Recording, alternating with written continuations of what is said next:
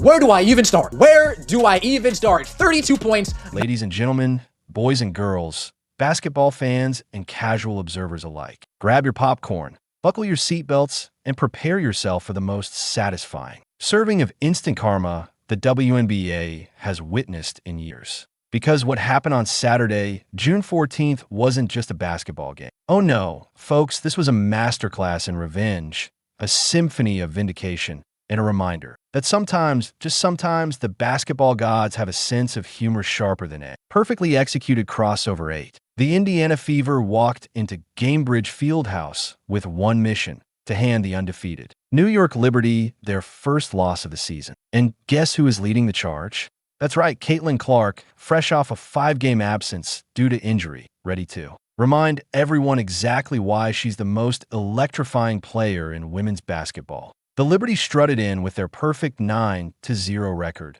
looking like they own the league. Spoiler alert, they were about to get a reality check so brutal it would make a tax audit look like a spa day. But this wasn't just any game, folks, this was personal. This was about settling scores and evening ledgers that had been tilted for far too long. You see, the last time these two teams met, there was controversy thicker than your grandma's gravy on Thanksgiving morning. Natasha Cloud, the Liberty's defensive specialist, had stripped the ball from Clark in the final seconds of their previous encounter, and Clark felt she had been fouled. A call that never came, a grievance that festered, and a memory that burned brighter than a phoenix. Summer, if you are enjoying, please subscribe. Clark had been watching from the sidelines for 5 long games, nursing a quad injury, while her team struggled and the WNBA's ratings plummeted faster than a lead balloon. The league discovered just how much they needed their golden goose when viewership dropped by a staggering 55%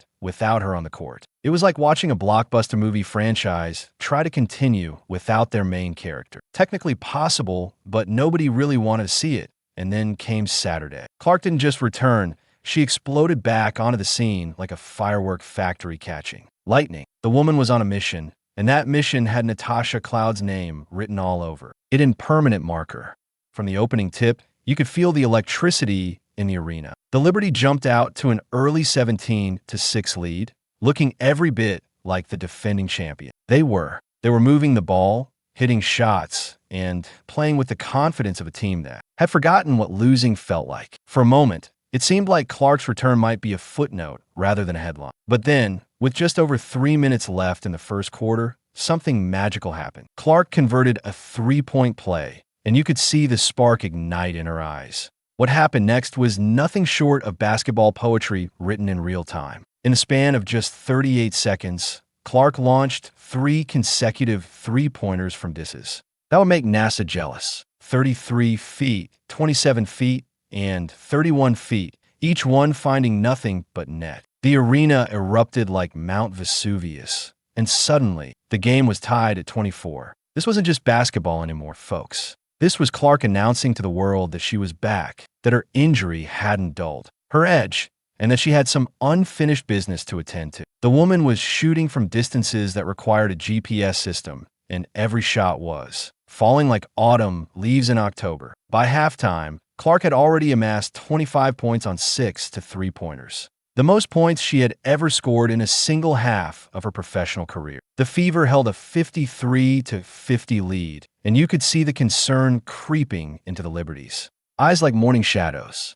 This wasn't the script they had written for their perfect season. The third quarter saw the Liberty make one last desperate push, opening with a 9-0 run. That briefly restored their confidence, but Clark and the Fever responded with the basketball, equivalent of a nuclear option. A 19-0 run that left the Liberty looking like they needed a map to find the basket. Every time New York tried to mount a comeback, Clark had an answer. Every time they thought they had figured her out, she pulled another 3-pointer out of her bag of tricks, like a magician with an endless supply of rabbits. And through it all, Natasha Cloud was there, trying to guard the unguardable, attempting to stop a force of nature with the basketball equivalent of an umbrella in a hurricane. The irony was delicious, folks.